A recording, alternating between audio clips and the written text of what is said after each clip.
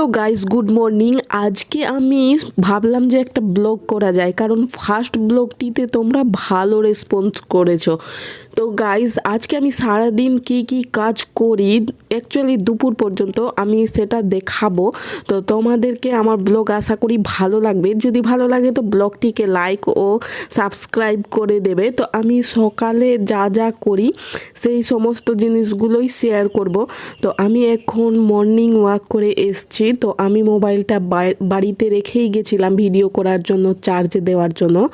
তো চার্জে ছিল। তো চলো শুরু করি আজকের ব্লগ।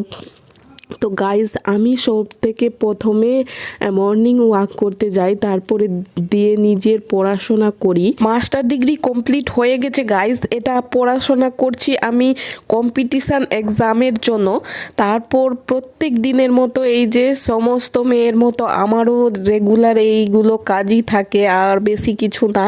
এই যে বিছানাপত্র গুছাই, তারপর বিছানাপত্র গুছাতে গিয়ে বলে রাখি এই রুমটা হচ্ছে দাদা বৌদি এখন বাড়িতে নেই, তো আপাতত আমি আর মাই ঘুমাই এই রুমে। তারপর প্রতিদিনের মতো আমি এই যে হালকা ফুলকা একটু এক্সারসাইজ করে নিই।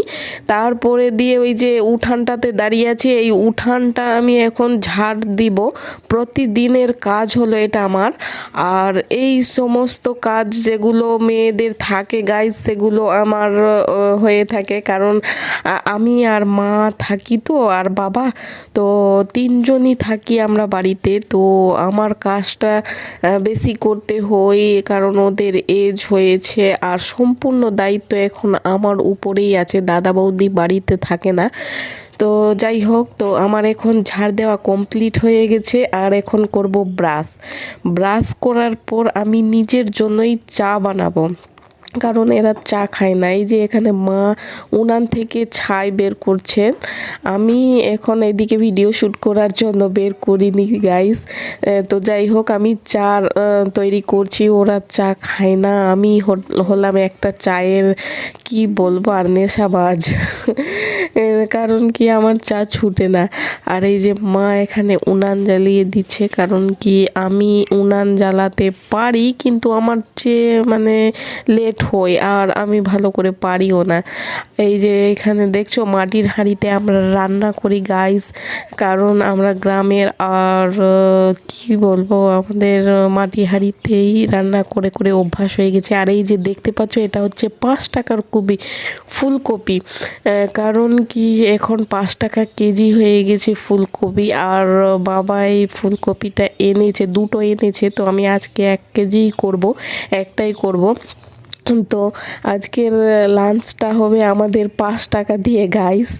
আর এই যে আমি এখানে উনানে চাল দিচ্ছি, কারণ চালে জল ফুটে গেছে। তো গাইস, এখন আমার পড়াশোনা কমপ্লিট হয়ে গেছে, তো তাই আমি এই যে ঘরে থেকে যা যা করি সেইগুলো কাজই আর ডেলি ব্লগ শেয়ার করব তোমাদের সাথে।